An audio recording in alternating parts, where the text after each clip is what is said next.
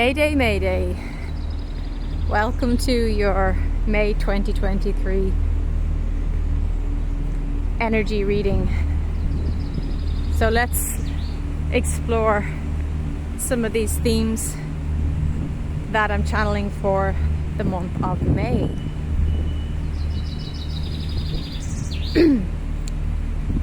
Well, we begin this month with a lunar eclipse on the 5th. So that's going to be interesting, as eclipse season often is. So this eclipse, where the solar eclipse previously in April, we looked at more external environmental factors. The moon, the lunar energy of this eclipse will be going very internal and perhaps even quite deep inside yourself, and it'll be more focused on your relationship with yourself, with your soul, with what you are rebirthing. A big theme for May is rebirth. So you will be looking at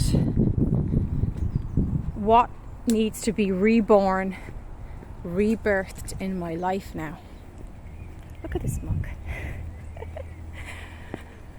We've had a delayed season. I still feel like we're a month or two behind in the weather.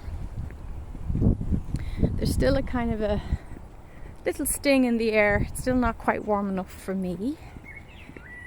But look, the firs are out.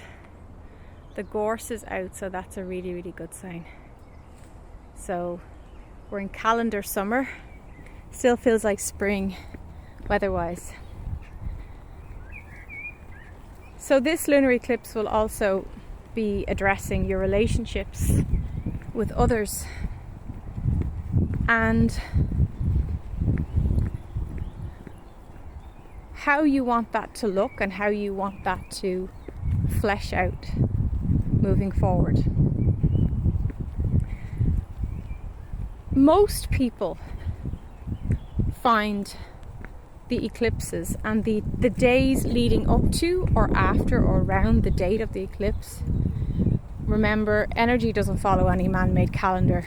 It's following the moons and the seasons and the shift in frequencies, the cosmic frequencies.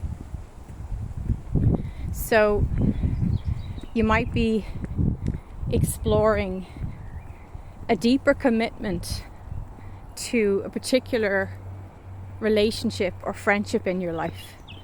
So you might be a carer and you're deciding whether you're going to commit to caring for that family member full time.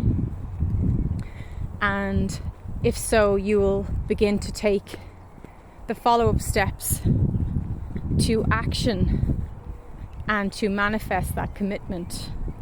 That's an example of how these energies affect us at this time. If you have been in a fairly new relationship, going out with somebody for the last few months, you also may feel this eclipse causes you to pause and reflect and decide, am I happy to go deeper in this connection, in this union? Or is it time for me to gently end it? Either way, you're at a choice point and you're making a clear decision, a clear commitment to choosing one reality over another. That's very much what this time, the first week to even 3 weeks into May, I'm getting, you'll be looking at which reality do I prefer? Which reality am I going to commit to now? So you're rebirthing something. You have to, first of all, you have to choose. Now, some word of the wise.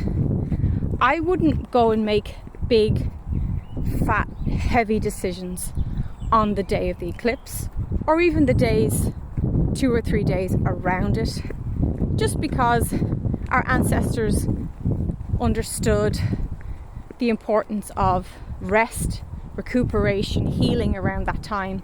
Use that time to reflect and to get clear on what it is that you actually want to do moving forward and who you want to spend your time with.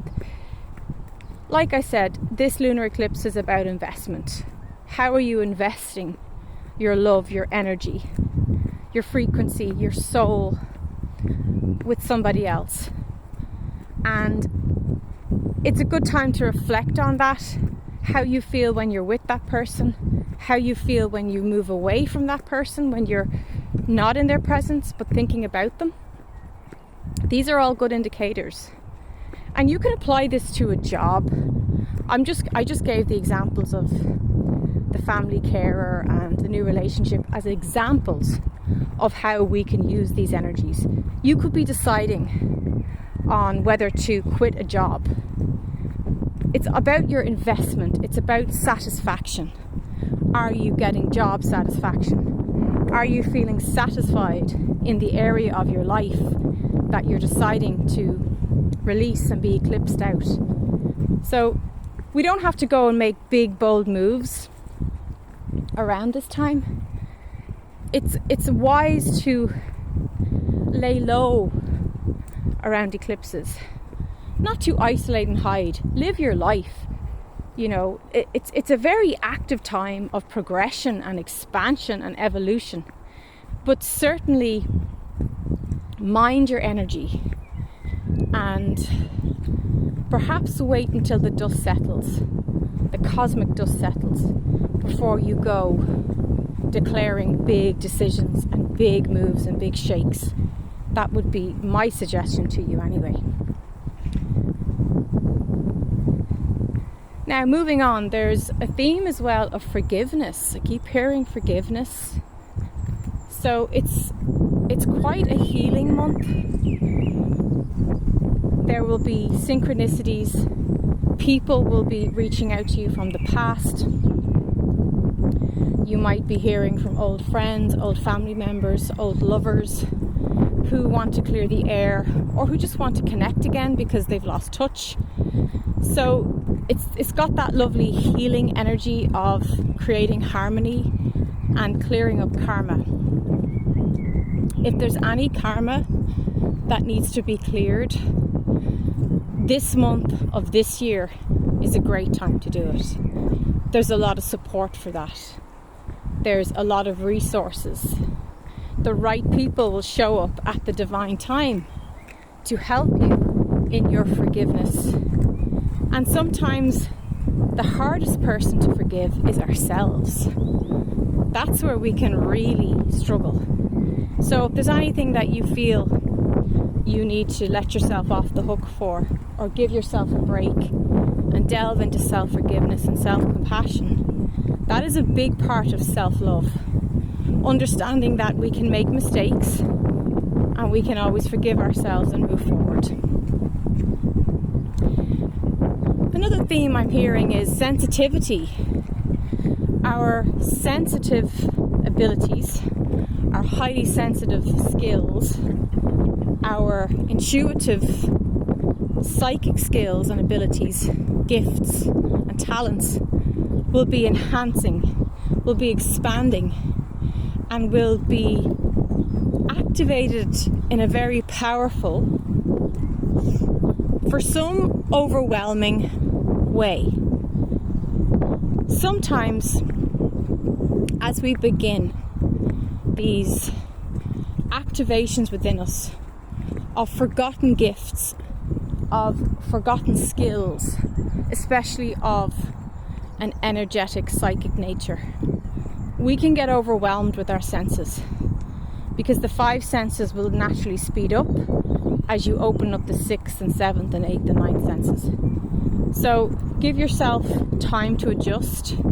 If you need to take a break from your energy work, I would say the first 3 weeks of May is a good time to ease up on giving mode, carer mode perhaps, and just bring it back to basics, keep it simple, and bring it back to your own self-care and giving yourself some healing time and some healing space. Now, as the month moves onwards, as we leave the beginning of the month behind, you're going to notice there's a call to do some things that you've been putting off. So if you've been procrastinating a particular action, a particular activity that you've been putting off, you're going to find the energy and feel the call, feel the pull to actually face it and do it.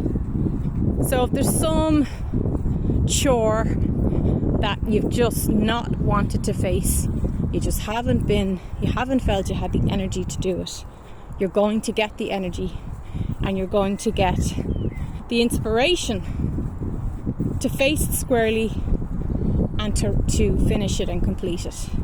So completion of projects by the end of the month is very supported now, and it's a very resourceful time. So if you're going to be starting up a new business, if you're going to be making maybe you're moving home, the latter end of the month is a great time to do those things. So that's the bare bones of it. As always, I will probably do another video going deeper into these energies. I share them as I'm inspired. The wind is blowing. I hope you guys can hear me through this whole thing. Sending you May blessings.